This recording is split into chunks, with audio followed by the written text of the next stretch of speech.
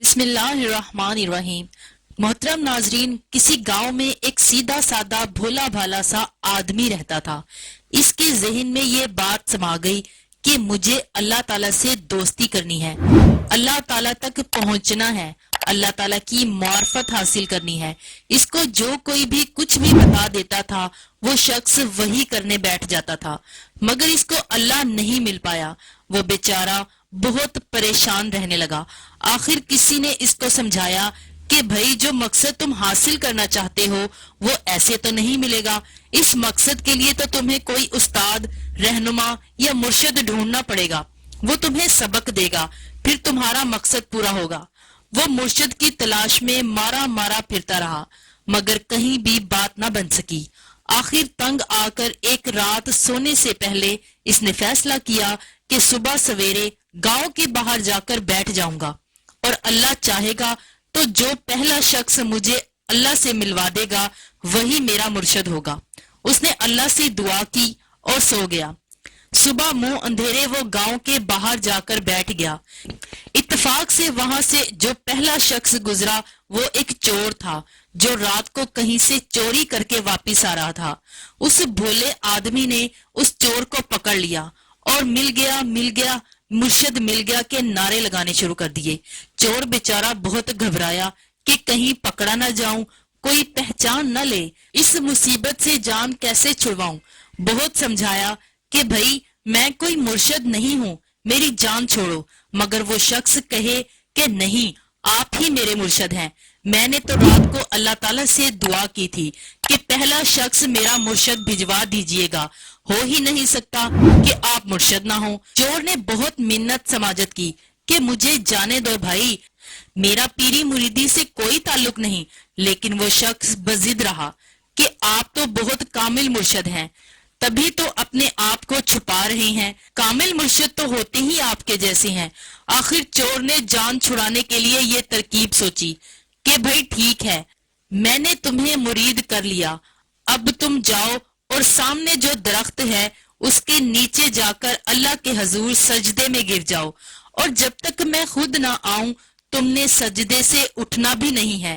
اس بھولے شخص نے کہا، واہ، آج ہی مرشد ملا اور آج ہی سبق بھی مل گیا۔ وہ تو خوشی خوشی فوراً جا کر سجدہ ریز ہو گیا۔ چور اپنی جان چھڑا کر وہاں سے چلتا بنا۔ دن نکلا، گاؤں والے وہاں سے گزرے، اس شخص پر ہنسے، مگر وہ بددستور سجدے میں پڑا رہا۔ دوپہر ہو گئی، بچے آئے کہ اماں بلا رہی ہے، آ کر کھانا کھا لو۔ اس نے کہا، نہیں بھائی نہیں، مجھے تو مرشد کا حکم ہے، میں تو سجدے سے اٹھوں گا ہی نہیں۔ شام کو بیوی خود آئی کہ رات ہونے والی ہے، سارے دن کے بھوکے پیاسے ہو، گھر چلو، مگر وہ شخص ٹس سے مس نہ ہوا۔ جھگڑ لی، منت سماجت کر لی کہ کچھ کھا لو، مگر اس کی سجدے میں پڑے پڑے ایک ہی ضد تھی کہ مرشد کا حکم ہے، میں تو اٹھوں گا ہی نہیں جب تک وہ خود نہ آئیں۔ بیوی نے سوچا رات کو جب دماغ درست ہو جائے گا خود ہی گھر آ جائے گا، یہ سوچ کر گھر چلی گئی۔ رات گزری، صبح ہو گئی، مگر وہ شخص تھا کہ سجدے سے اٹھنا تو دور، اپنی جگہ سے ہلا بھی نہیں۔ دوسرا دن بھی ایسے ہی گزر گیا، یہاں تک کہ تیسرے دن سجدے کی حالت میں بھوکا پیاسا رہ کر اس کی حالت غیر ہو گئی۔ اس کی یہ حالت دیکھ کر اللہ تبارک تعالیٰ کا دریائے رحمت جوش میں آ گیا۔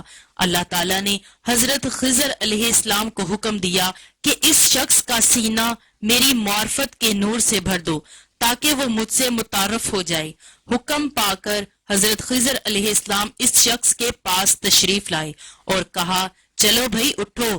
اس نے پوچھا، جی آپ کون؟ انہوں نے کہا، میں خضر، تمہارا کام ہو گیا، اٹھو، میں تمہیں معرفت کا علم عطا کروں تاکہ تم اللہ تعالیٰ سے متعارف ہو جاؤ۔ اس نے سجدے میں پڑے پڑے کہا، واہ، میرے مرشد نے آپ کو بھیج دیا تو آپ آ گئے میرے پاس، ورنہ اتنے عرصے سے میں پریشان تھا تو آپ کو خیال بھی نہیں آیا میرا مرشد ہو تو ایسا۔ جی آپ جائیں، مجھے آپ سے کچھ نہیں لینا، مجھے تو میرے مرشد دیں گے تو صرف ان سے ہی لوں گا۔ بہت سمجھایا کہ بھائی وہ چور ہے۔ وہ بھولا مرید کہے کہ اگر وہ چور ہے اور مجھے سبق دیے ابھی 3 دن ہوئے تو آپ کیسے آ گئے؟ نہیں جی، وہ تو بہت بڑا کامل ہے، تبھی تو آپ آ گئے۔ میں ایسے کامل کو چھوڑ کر آپ کے کہنے پر کیوں چلوں؟ جائیں آپ اپنا کام کریں۔ آخر حضرت خضر علیہ السلام نے اللہ تعالیٰ سے عرض کیا کہ اے اللہ، اے رب کریم، تیرا یہ بندہ تو مانتا ہی نہیں، حکم دیجئے اب میں کیا کروں؟ اللہ تعالیٰ نے حکم دیا کہ جیسے میرا یہ بندہ کہتا ہے ویسے کرو، پہلے اس چور کو علم عطا کرو اور پھر وہ اس کو علم عطا کرے گا۔ آخر حضرت خضر علیہ السلام اس چور کے پاس پہنچے اور اس کو غسل کروا کر توبہ کروا کر علم معرفت منتقل کیا، پھر اس کو لے کر اس بھولے مرید کے پاس آئے اور چور نے وہ علم اس مرید کو منتقل کر کے اللہ کی معرفت عطا کی، اور اس چور نے بے اختیار کہا کہ واہ، مرید ہو تو ایسا جو پیر کو نواز دے۔ اس حکایت کی تشریح حضور نے یہ بیان فرمائی کہ انسان کی اپنی لگن، خلوص، جستجو اور شوق ہوتا ہے جو اس کو اللہ تک پہنچاتا ہے، مرشد صرف ایک ذریعہ بنتا ہے۔ پھر قرآن کی آیت بیان فرمائی کہ جو لوگ اللہ کی راہ میں کوشش اور جد و جہد کرتے ہیں، اللہ تعالیٰ لازماً ان کے لیے اپنی طرف آنے کی راہیں کھول دیتے ہیں۔ ایک مرتبہ سلطان العارفین حق باہو رحمت اللہ علیہ آدھی رات کے پہر کے وقت اپنے کھیتوں میں لکڑی کے تخت پر بیٹھے ذکر خفی میں مصروف تھے۔ حسن اتفاق ایک بارات راستے بھولنے کی وجہ سے لالٹین کی روشنی دیکھ کر وہاں پہنچی۔ آپ ہو کے ذکر میں مشغول تھے۔ ان لوگوں نے آپ کو اپنی طرف متوجہ کرنا چاہا، لیکن سخی سلطان ذکر میں محو رہے۔ تھوڑی دیر بعد آپ ذکر کی لذتیں پا کر فارغ ہوئے اور ان کی جانب دیکھ کر آپ نے پوچھا کہ کیا چاہیے؟ ان میں سے ایک آدمی نے عرض کی، حضرت ہم راستہ بھول گئے ہیں اور ہمیں احمد پور شرقیہ جانا ہے۔ آپ اپنی جگہ سے اٹھے اور لالٹین اور اپنا عصا اٹھا کر فرمایا، آپ لوگ میرے پیچھے چلے آؤ۔ آپ کھیتوں کے درمیان لگے اور اونچے اونچے سرکنڈے ہٹاتے ہوئے آگے بڑھنے لگے اور بارات کے لوگ آپ کی پیروی میں آپ کے پیچھے چلنے لگے۔ تھوڑی دیر بعد کھیتوں کا سلسلہ ختم ہوا، تمام لوگ آپ کے پیچھے پیچھے چلتے اور ایک چٹیل میدان میں پہنچ گئے۔ جب ان لوگوں نے نظر اٹھائی تو وہ حیران رہ گئے۔ وہ گنبد خضرا کے سامنے کھڑے تھے، وہاں لوگوں کی چہل پہل لگی ہوئی تھی، لوگ مسجد نبوی میں آ جا رہے تھے۔ باراتیوں میں سے ایک شخص نے عرض کی، حضرت ہمیں احمد پور جانا ہے۔